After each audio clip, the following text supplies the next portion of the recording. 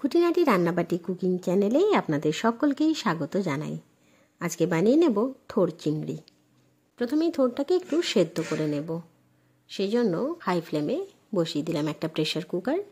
তাতে দিয়ে দিলাম পরিমাণ মতো জল, অ্যাড করে দিলাম স্বাদ মতো লবণ এবং পরিমাণ মতো হলুদ, দিয়ে দিলাম কেটে এবং ধুয়ে রাখা থোর।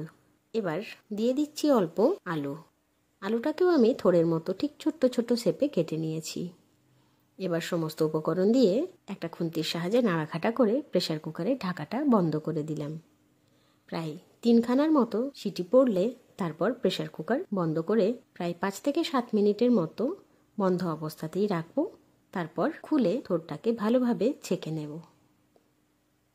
চলুন এবার থোরটা বানানোর জন্য যে মশলাটা তৈরি করব সেটা করে নিই। তাই হাই ফ্লেমে বসিয়ে দিলাম কড়াই। এতে দিয়ে দিলাম পরিমাণ মতো সরষের তেল। যেহেতু থোরের মধ্যে একটু চিংড়ি মাছ দেব, তাই প্রথমেই চিংড়ি মাছগুলো একটু ভেজে নেব। তেল গরম হয়ে গেছে, দিয়ে দিলাম 7 থেকে 8খানা চিংড়ি মাছ। এরপর দিয়ে দিলাম অল্প একটু হলুদের গুঁড়ো এবং স্বাদ মতো লবণ।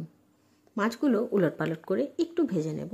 বেশিক্ষণ ভাজবো না, নইলে কিন্তু মাছটা খেতে ঠিক রাবারের মতো লাগবে। তাই অল্প একটু তেলে ছাড়ার পরই উলটপালট করে উঠিয়ে নিলাম। এবার ওই একই তেলের মধ্যে দিয়ে দিচ্ছি কেটে রাখা পেঁয়াজগুলো মোটামুটি ভাজা ভাজা হয়ে এসেছে।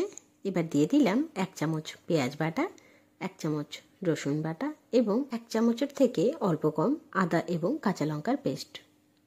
নাড়াঘাটা করে মশলা যখন একটু ভাজা ভাজা হয়ে যাবে, তখন দিয়ে দিলাম পরিমাণ মতো হলুদের গুঁড়ো এবং স্বাদ মতো লবণ। আবারও নাড়াচাড়া করে একটু কষিয়ে নিচ্ছি। কষানো চলতে থাকুক, তার মধ্যেই অ্যাড করে দিচ্ছি সেদ্ধ করে রাখা থোর এবং আলু। এবার সবগুলোকে একটু নাড়াচাড়া করে কষিয়ে নিচ্ছি। এবার একটু রঙের জন্য দিয়ে দিলাম কাশ্মীরি লঙ্কার গুঁড়ো। আবারও ভালোভাবে নাড়াচাড়া করে একটু ভাজা ভাজা করে কষিয়ে নিচ্ছি। কষানো প্রায় হয়ে এসেছে, তাই অ্যাড করে দিলাম অল্প একটু জল, যাতে সুন্দরভাবে মশলাগুলো থোর এবং আলুর মধ্যে ঢুকে যায়। জল একটু প্রায় কমে এসেছে। এবার দিয়ে দিলাম ভেজে রাখা চিংড়ি মাছগুলো। না, এখানে চিংড়ি মাছগুলো আর গোটা গোটা দিলাম না।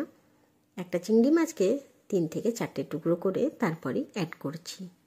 আসলে মোচা এবং আলুর আকৃতিটা খুব ছোট, তো তাই চিংড়িগুলো আর বড় আকৃতির না রেখে সামঞ্জস্য বজায় রেখে সেভাবেই ছোট করে নিলাম।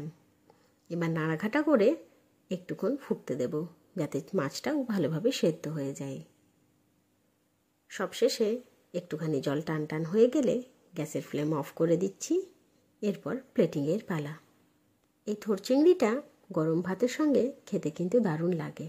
আপনি কিন্তু অবশ্যই একবার বাড়িতে ট্রাই করে দেখবেন।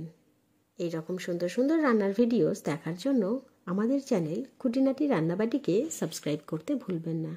অবশ্যই লাইক, শেয়ার এবং কমেন্ট করে জানাবেন আমাদের দেওয়া সমস্ত ভিডিওস আপনার কেমন লাগছে। ধন্যবাদ।